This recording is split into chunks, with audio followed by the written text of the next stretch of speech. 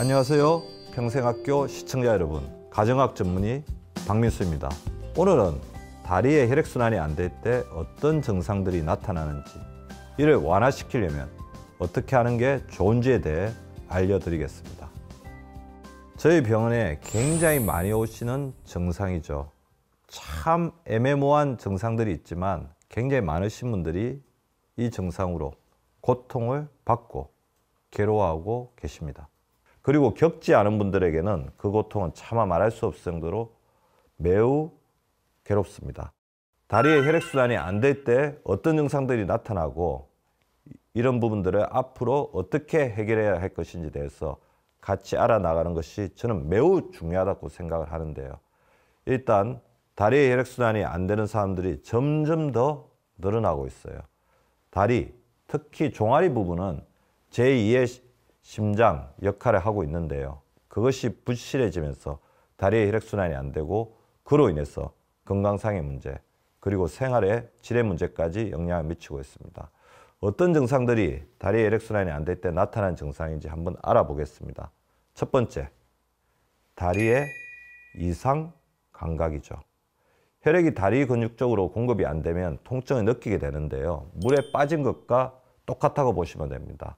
다리가 이제 물에 빠진 증상, 그래서 다리가 이상 감각을 호소하게 되면 우리 심장이 놀라서 이쪽으로 혈액을 많이 공급하게 되고, 그럴 때는 심장도 부담을 느끼게 되는 것입니다. 다리가 통증을 호소하게 되면 우리 몸은 이것에 대해서 굉장한 응급사항으로 받아들이게 된다는 거죠. 그것이 다리의 경련과 다리의 쥐처럼 아주 심하게 나타나는 경우도 있지만 아주 다양한 이상 감각으로 나타나기도 합니다.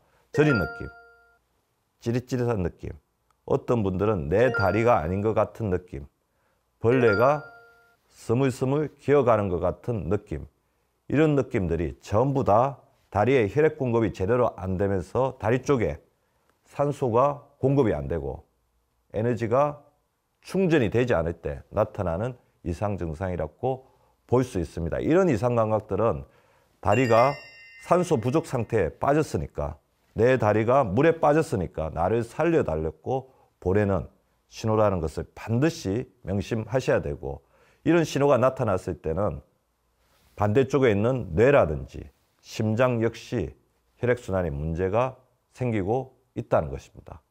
그리고 가장 많이 호소하는 증상이자 특히 중년 여성분들이 많이 호소하는 증상이죠. 다리의 체온이 떨어진다. 수족냉증이라고 그러죠. 혈액순환이 잘 안 되기 때문에 체온의 교류가 안 되는 것입니다. 심장에서 갓 나온 산소와 영양소를 가진 따뜻한 피와 그리고 우리 몸에 산소와 영양소를 공급한 피들, 정맥이 이렇게 서로 교류가 되면서 혈액이 온기를 유지해야 되는데 그것이 안 되다 보니까 다양한 증상들이 나타나게 되고, 그것이 바로 수족냉증이라는 큰 카테고리를 형성할 정도로 중년 여성분들의 삶의 질을 좌우하는 굉장히 큰 문제로 부각되고 있습니다. 너무 차가워서 내 다리가 아닌 것 같다. 그리고 다리가 없는 것 같다. 다리가 없어졌으면 좋겠다. 그런 말씀까지 하시는 분들도 있을 정도로 그 느낌 자체가 굉장히 힘들고 괴롭습니다.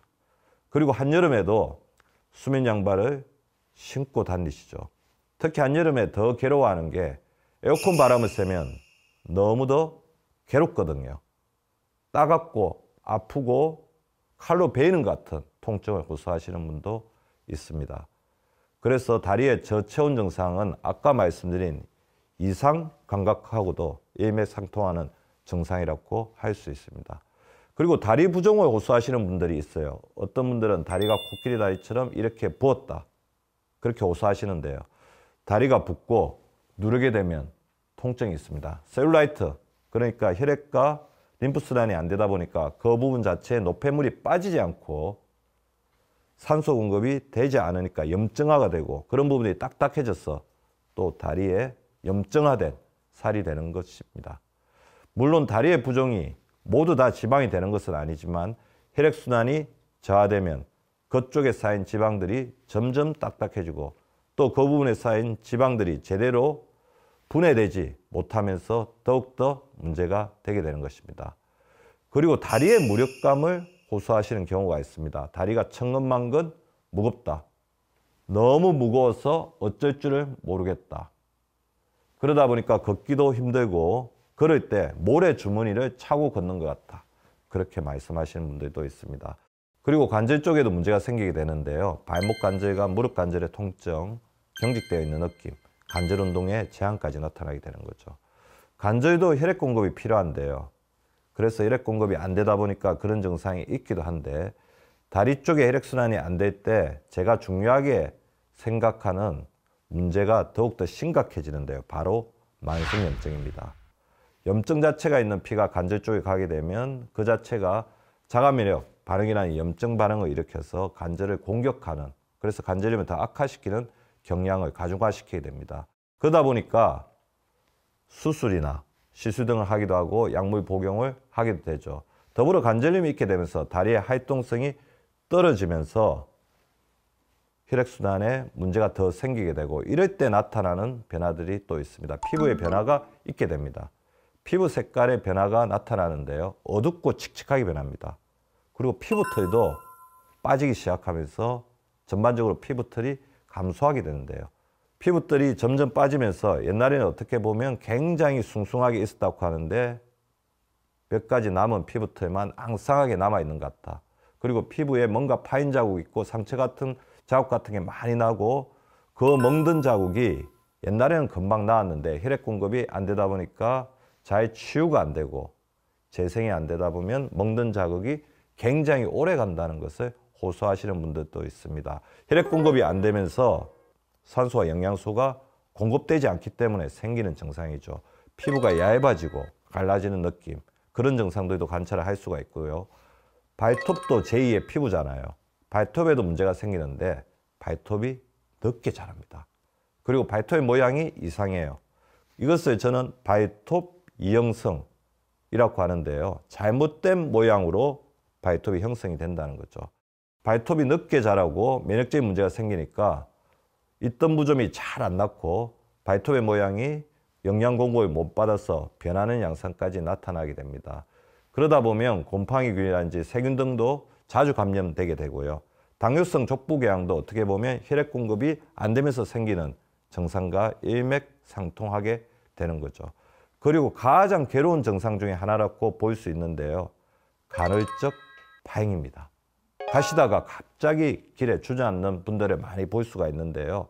물론 굉장히 진행된 상태라고 볼 수도 있지만 중년 여성분들에게서는 이런 증상들을 굉장히 많이 호소하시고, 고혈압이나 당뇨, 고지혈증, 혈관 질환을 가지고 있는 남자분들도 이런 증상을 호소하시는 분들이 있습니다. 이렇게 호소하시는 분들은 걸을 때 다리가 아프면서 자꾸 숨이 차는 것 같아요. 어쨌든 다리에 혈액 공급이 안 되니까 우리가 심장이 혈액 공급을 시키기 위해서 굉장히 무리하다 보면 기존에 있던 협심증, 심근경색 같은 증상들이 더 악화되고 간헐적으로 급발적으로 발생할 수가 있는 거죠. 그리고 가장 중요한 것은 이전에 비해서 운동 능력이 굉장히 감소한다는 것입니다. 심장만 건강하다고 해서 우리가 잘 걷고 운동을 잘할 수 있는 것은 아닙니다. 다리가 건강해야 운동 능력을 충분히 발생하실 수 있습니다. 그래서 다리의 혈액순환이 안 돼서 운동 능력이 감소되면서 운동을 잘 못하게 되니까 심장이 더 나빠지고 악순환이 되는 거죠.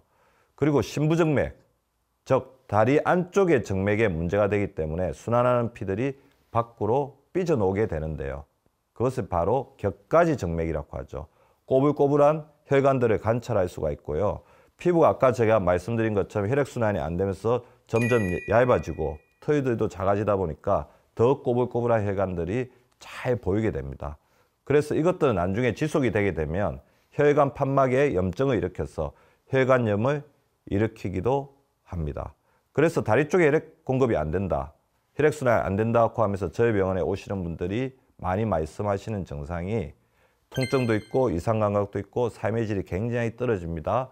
밤에 잠을 잘 자다가 수시로 쥐가 나기 때문에 갑자기 일어나서 옆에 있는 가족에게 주무르라고 합니다.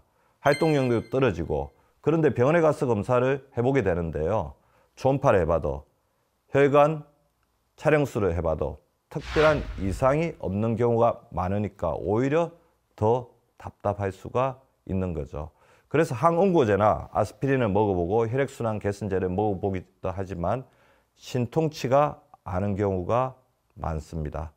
자, 그러면 이러한 증상들은 왜 발생할까요? 개인적으로는 나이가 들면서 노화되기 때문이죠. 그러다 보면 혈관도 노화되고 근육도 노화되게 됩니다. 더불어 이 부분에 대해서 더 많은 영향을 미치는 게 호르몬의 문제라고 할 수 있습니다. 특히 성장 호르몬, 인슐린 호르몬, 스트레스 호르몬들 관리를 잘 하지 못하면 그것들이 급격히 쇠약해지면서 근육량의 부족을 더욱더 나타내게 됩니다. 그리고 사회적인 문제로는 아까 제가 말씀드린 저체온증이 문제를 일으키게 되는데요. 특히 에어컨 등의 냉방 문화 자체가 우리 몸의 자율신경계의 부전증을 더 심하게 야기시키면서 혈액순환을 방해한다는 것이죠. 활동량의 부족과 스트레스가 만연된 사회 역시 혈액순환을 더욱더 나쁘게 한다는 것을 반드시 명심하시고요. 이것을 해결해 주셔야 합니다. 자, 다리의 혈액순환을 좋게 하는 첫 번째 방법은 바로 걷기입니다. 우리가 걸으면 우리 다리의 근육도 걷습니다. 다리의 혈액순환이 안 좋다고 여겨지면 너무 이 부분에 대해서 걱정하거나 스트레스 받지 말고 바로 일어나서 걸으십시오. 그리고 충분한 수분 섭취를 통해서 우리의 체온을 올려주는 것도 굉장히 중요한데요. 저체온증이 있는 분들은 차가운 물을 먹으면 체온이 더 떨어지게 되니까 미지근한 물을 드셔 주시는 것이 좋습니다. 제가 발목이 제2의 심장인 종아리를 도와주는 최고의 파트너라고 말씀을 드리고 있는데요. 발목의 유연성을 강화시켜주는 발목 스트레칭을 시간 날 때마다 해주시면 좋습니다. TV를 보거나 그 다음에 일을 하고 있을 때도 시간 날 때마다 돌려주시면 종아리가 더욱더 유연해지고 강해지고 있겠죠. 저는 지금 이 녹화를 하고 있는 중간에도 발목을 돌리고 있습니다. 그리고 스쿼팅이 도움이 될 것 같은데요. 진료할 때마다 시간이 날 때마다 스쿼팅을 해서 종아리와 허벅지 근육 펌핑을 시켜주고 있거든요. 우리의 다리는 우리의 심장과 혈관이 얼마나 괴로운지를 간접적으로 그리고 매일 우리에게 이야기해주고 있습니다. 우리의 다리에 조금 더 주의를 기울여서 우리의 심장과 혈관을 도와주면 우리의 다리 역시 매우 좋아질 것입니다. 다리의 혈액순환을 좋게 하는 것이야말로 우리의 심장과 혈관을 도와주는 최고의 방책이라는 것을 말씀드리고 오늘 제가 말씀드린 방법들을 매일매일 시간 날 때마다 잘 실천하시는 우리 시청자분들 되시기 바랍니다. 감사합니다.